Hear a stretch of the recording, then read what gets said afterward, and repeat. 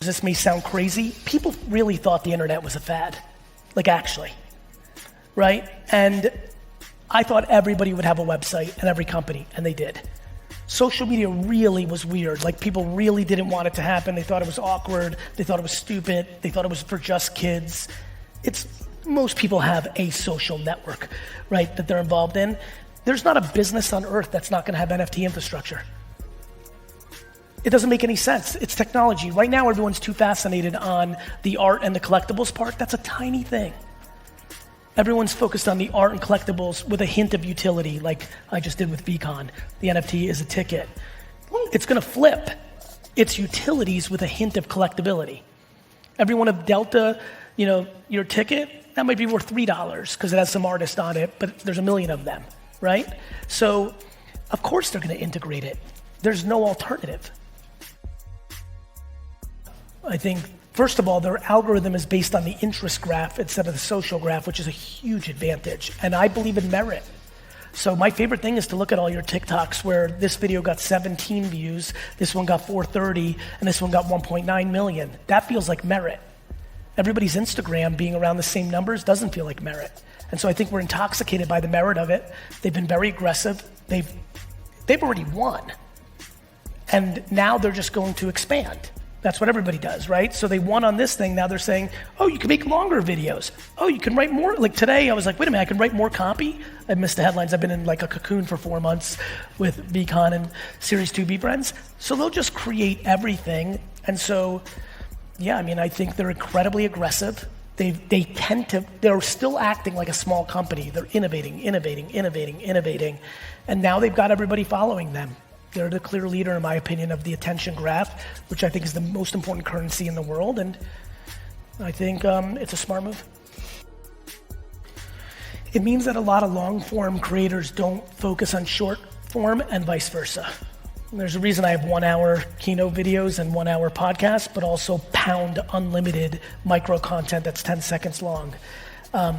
You can go very tactical and, a lot of people want to hear that are like, should I make a TikTok that says, watch the rest on YouTube? It's less about that. People will find you. They become intrigued. Your URL strategy on all your social networks should be very thoughtful. I'm constantly changing them based on whatever my objectives are. But it just means that the world of content creating should be always thought about as and I notice that everybody's into or. Right? People are insecure. Most of you did not start on TikTok fast enough because you didn't have followers on it. You didn't start on TikTok fast enough because you had 80,000 followers on Instagram and you had 0 on TikTok and you didn't like that feeling. That's why celebrities lost the first time around. So like the things that you made fun of people for on Instagram, you became on TikTok. And so, I think it's always and. Everyone's in or. They're like, Gary, I'm already on Instagram. They love using like logical excuses like, Gary, I need to focus. I'm like, cool. Knock yourself out. I'll talk to you in 36 months when you're crying. You're focusing on losing. The lack of humility and the lack of interest in putting in the work on a new thing because you just figured out the last thing is why most people don't grow. There's not an accident that I've been winning on every platform for the last 15 years. It's called humility and hard work. You think I was pumped? When I had 1 million followers on Twitter and Instagram came along, I was pissed. I'm like, I'm winning this bird game. But I'm like, everyone's gonna go there, so I need to go. You think I was pumped when TikTok came along? I was dominating the gram.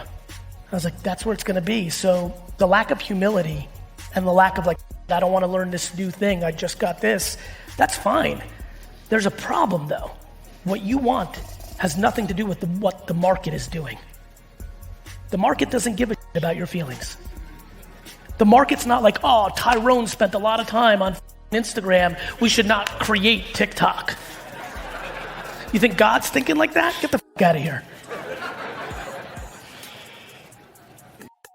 But it's like, right? It's like the hypocrisy's hilarious, especially within social. You won on YouTube or you won on Instagram doing that to the person that was holding on to Twitter or Facebook, but then you're mad when TikTok's doing it to you.